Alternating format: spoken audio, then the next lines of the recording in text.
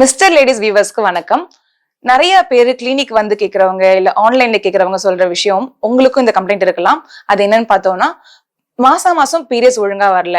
நிறைய பேர் அப்ராட்ல இருந்து எனக்கு இமெயில் கூட பண்றாங்க இத பத்தி. எனக்கு வந்து நான் நல்லா இருக்கேன், எனக்கு பிசிஓடி எதுவுமே கிடையாது, பட் ஸ்டில் எனக்கு மாசம் மாசம் பீரியட்ஸ் ஒழுங்கா வரல சொல்றாங்க. சோ பீரியட்ஸ் ஒழுங்கா வரலாம் உங்களுக்கு பிசிஓடி மட்டும் இருக்குன்னு அர்த்தம் இல்ல. உங்களுக்கு வேற ஏதாவது சத்து குறைபாடும் இருக்கலாம். அனிமியா இருக்கலாம், இல்ல வேற ஏதாச்சும் ஹார்மோனல் டிஃபிஷியன்சி இருக்கலாம், தைராய்டு இருக்கலாம். அது என்ன நம்ம பார்க்கணும். சோ பிசிஓடி இருக்கு, தைராய்டு இருக்கு அப்படின்னா it is a hormonal imbalance. அப்போ நீங்க என்ன பண்ணணும், நல்லா தூங்கணும், கரெக்ட் டைம்க்கு சாப்பிடணும், நல்ல fibre rich protein rich foods எடுத்துக்கணும். அனிமிக்கா இருக்கீங்க அதனாலதான் இது வரல அப்படின்னா we have to take more iron rich foods. So iron அதிகமா இருக்க ஃபுட்ஸ் நீங்க எடுத்துக்கலாம். முருங்கைக்கீரையில கிடைக்கும், டேட்ஸ்ல கிடைக்கும், அத்தி பழத்துல கிடைக்கும். இந்த மாதிரி நிறைய ஃப்ரூட்ஸ் அண்ட் வெஜிடபிள்ஸ் அது கிடைக்கும். ஸோ நீங்க பர்டிகுலரா எனக்கு இந்த பிரச்சனை இருக்கு, எனக்கு இந்த ஃப்ரூட் தான் வேணும் அப்படின்லாம் எடுக்காதீங்க. உங்களுக்கு லோக்கல் மார்க்கெட்ல கிடைக்கிற எல்லா வகையான ஃப்ரூட்ஸ் அண்ட் வெஜிடபிள்ஸ் நீங்க எடுக்கலாம்.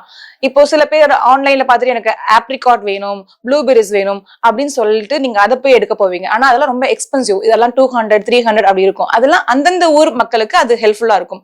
இந்த ஊர் டெம்பரேட்டுக்கும் இந்த ஊர் மனநிலைக்கும் நம்ம சாப்பாடு உணவு வழக்கத்துக்கும் ஏற்ற மாதிரி நம்ம லோக்கல் ஃப்ரூட்ஸ் அண்ட் வெஜிடபிள்ஸ் எடுத்தா ரொம்ப பெஸ்டா இருக்கும். அண்ட் நிறைய பேர் அப்ராட்ல இருந்து கேட்கறது என்னன்னா, நான் ரொம்ப ஒர்க் பண்றேன், என்னால ஃபேமிலி டைம் ரொம்ப பேலன்ஸா பாத்துக்க முடியல, அதனால எனக்கு இது வருது அப்படி கேட்டா டெஃபினட்டா எஸ். நம்ம வந்து என்னதான் நம்ம ஒர்க் பண்ணாலும் நம்ம வந்து மைண்ட் ஸ்டேட்டை காமா வச்சுக்கணும். ஒண்ணு நீங்க இந்த ஒர்க்கை நீங்க விருப்பப்பட்டு என்ஜாய் பண்ணி பண்ணணும், இல்லைன்னா உங்களுடைய கம்ப்ளைண்ட்க்கு ஏற்ற மாதிரி உங்க ஒர்க் ஷெட்யூல மாத்திக்கணும். இப்போ நைட் ஷிஃப்ட் உங்களுக்கு செட் ஆகலன்னா நீங்க டே ஷிஃப்ட்டுக்கு மாற ட்ரை பண்ணுங்க. இல்ல எனக்கு நைட் ஷிஃப்ட் தான் எனக்கு வந்து இப்போதைக்கு அவைலபிளா இருக்கு, எனக்கு அதுதான் என் ஃபேமிலி ரன் ஆகுது அப்படின்னு முடிவு பண்ணிட்டீங்கன்னா அதுக்கேற்ற மாதிரி டே டைம் ஸ்லீப்பை இம்ப்ரூவ் பண்ணுங்க, ஃபுட் ஹேபிட்டை இம்ப்ரூவ் பண்ணுங்க அதுக்கேற்ற மாதிரி. அண்ட் இந்த கம்ப்ளைண்ட்ஸ்க்கு ஹோமியோபதியில நிறைய ரேஞ்ச் ஆஃப் மெடிசன்ஸ் இருக்கு.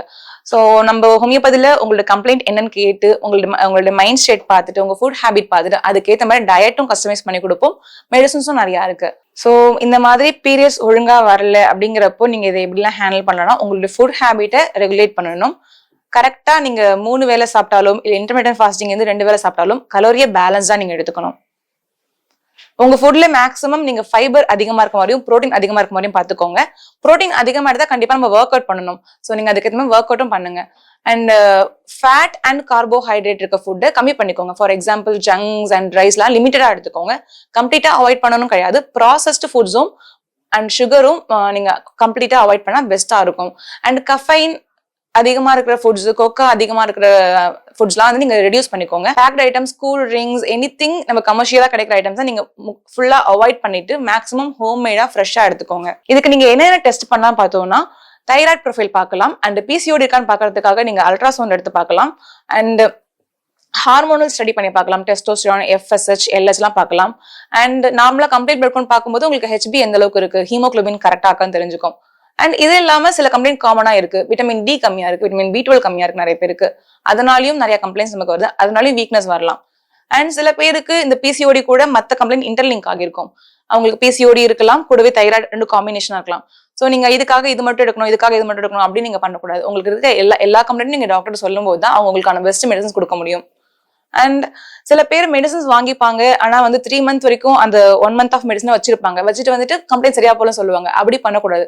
கொடுத்திருக்க மெடிசன் கொடுத்திருக்க டியூரேஷன்ல கரெக்டா ஃபாலோ பண்ணணும்.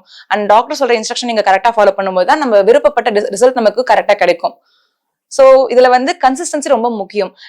நீங்க டயட்டா இருக்கட்டும், மெடிசனா இருக்கட்டும், ஒர்க் அவுட்டா இருக்கட்டும், நீங்க கன்சிஸ்டன்டா அதை அந்தந்த டைம்ல முடிச்சீங்கன்னா பெஸ்ட் ரிசல்ட் நீங்க பார்க்கலாம். பீரியட்ஸ் ஒழுங்கா வரலன்னா அது டிசீஸ் மட்டுமா? கண்டிப்பா இல்ல. அதுக்கு ரீசன் நமக்கு பிசியாலஜிக்கலாவும் இருக்கலாம், நம்மளுடைய உடல் ரீதியான மாற்றங்களாலையும் அது இருக்கலாம். சோ இப்போ வந்து ஒருத்தவங்க ஏஜ் அட்டன் பண்றாங்கன்னா முதல் 1 இயருக்கு சில பேருக்கு இர்ரெகுலரா தான் இருக்கும். அது காரணம் அவங்களுடைய ஹார்மோனல் இம்பேலன்ஸ் தான். அது நோய் கிடையாது, அது வந்து அவங்க பிசியாலஜிக்கல் ரியாக்ஷன், அவங்க பாடி அப்பதான் மாறிக்கிட்டு இருக்கு, அது ஒரு ரீசனா இருக்கலாம்.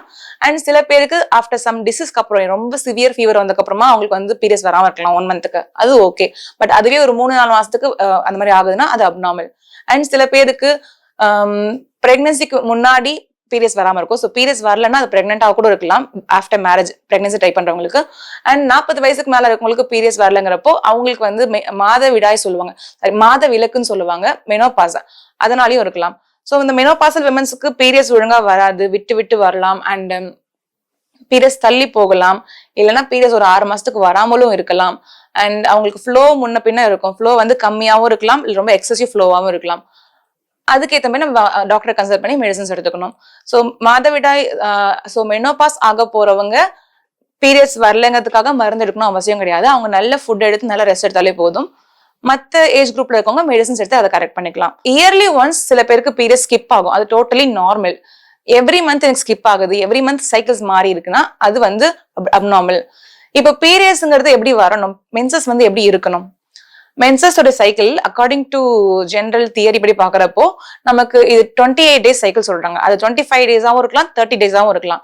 தட் மீன்ஸ் உங்களுக்கு பீரியட்ஸ் எவ்ரி 25 டேஸ் ஒன்ஸ் வரலாம், இல்ல எவ்ரி 28 டேஸ் ஒன்ஸ் வரலாம், இல்ல 30 டேஸ் ஒன்ஸ் வரலாம்.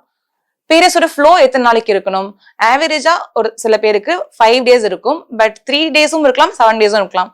ஃப்ளோ வந்து ரொம்ப கம்மியா இருக்கும் சில பேருக்கு ரொம்ப எக்ஸசிவா இருக்கும். பட் மாடரேட்டா இருக்கிறது ஒரு நாளைக்கு 3 to 4 pads per day அப்படிங்கிறது நார்மல்.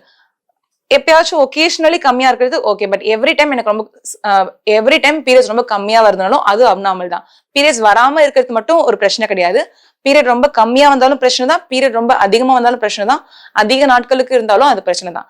சில பேஷண்ட் சொல்றாங்க, நிறைய பேர் எனக்கு இமெயில் போடுறாங்க, எனக்கு வீடியோ கால்ல சொல்றது என்ன சொல்றாங்கன்னா, அவங்களுக்கு எனக்கு ஒரே ஒரு நாள் தான் பீரியட்ஸ் வரும், ஒரு ஹாஃப் டே இருந்துட்டு போயிடும் அப்படின்னு கேஷுவலா சொல்றாங்க. But that is abnormal. அப்படி இருக்கக்கூடாது. ஒரே ஒரு நாள் பீரியட்ஸ் வரக்கூடாது, ஒரு 3 நாளாவது கண்டிப்பா வரணும். அப்படி வரல அப்படிங்கிறப்போ நீங்க என்னன்னு போய் டாக்டரை பாருங்க. இதை பத்தி ஃபுல் டீடைல் தெரியணும்னா நீங்க உங்க டாக்டரை கன்சல்ட் பண்ணி என்னன்னு பாருங்க. மீண்டும் அடுத்த பதிவில் சந்திப்போம். நன்றி, வணக்கம்.